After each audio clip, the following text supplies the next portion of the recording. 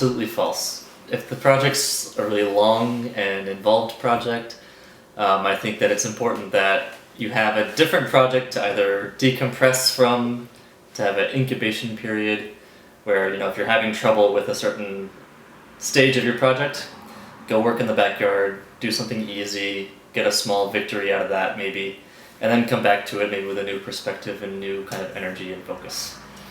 I had a friend visit who, I don't know how many times he commented on how his type A personality was going crazy because I had nothing finished, everything was started, and he just couldn't handle it. So some people can, some people can't.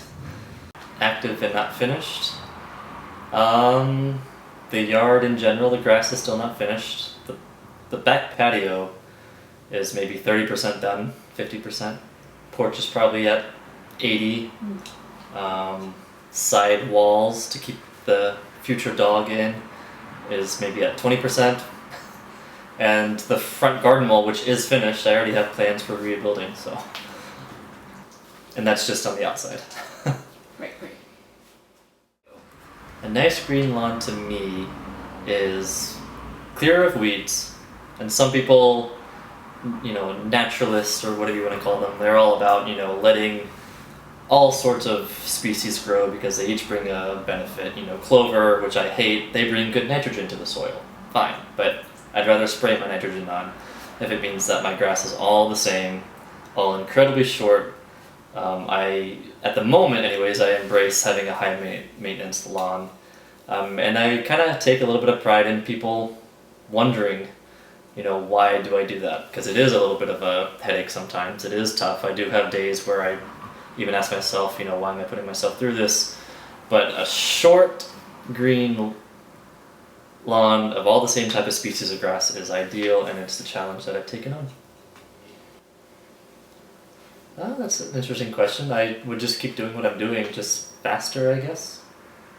Maybe just a little bit more, but all the plans that I've ever wanted to do, I'm doing in the middle. Mm-hmm. I'm right in the middle of a lot of them. Mm-hmm.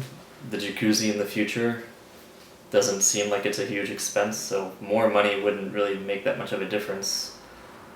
Maybe materials, I would maybe pick one level up on quality on certain things, but there's not a better cinder block, there isn't a better PVC pipe, so I don't even really know where I'd upgrade.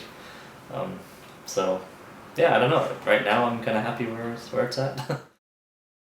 So right now I always joke that I'm all about wires, which I am, because you never have to charge them, and I can't tell you how many times, the one tool I have that does use a battery, it always runs out. So if money was no object, I would definitely amp up and get the top of the line battery power.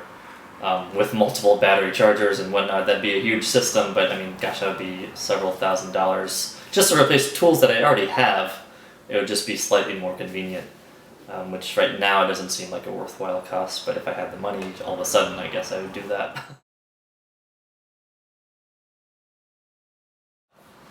I would love to learn how to weld. After soldering pipes to install my own water heater, that was an eye-opening experience about how much more there is you can do with a skill like that. Welding would be really cool, and as you know, I would love to learn how to melt glass. I have no interest in learning how to learn electricity. That I feel like would take too long. So that's the one thing I would always just contract out. But plumbing, I feel like that's possible. That would be something I would take a class for. But for sure welding. Welding seems like there's unlimited possibilities.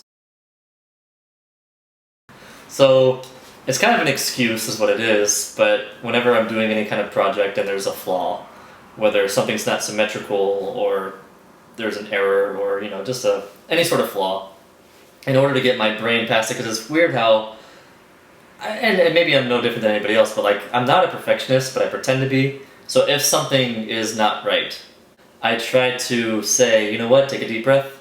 That'll just be a signature of the project. How funny is it that the wall in the backyard has a weird depression that isn't in line with the rest of the wall? You know what? Stop trying to be perfect. Maybe that's actually the thing about it, is that it's not perfect. But it's better than trying to redo it all the time and trying to be perfect, which is it's impossible to be that. So how can you justify it not being perfect? Well, you say that's how it's done. very accurate. This is how it goes. I don't get it. I cut it twice and it's still too short.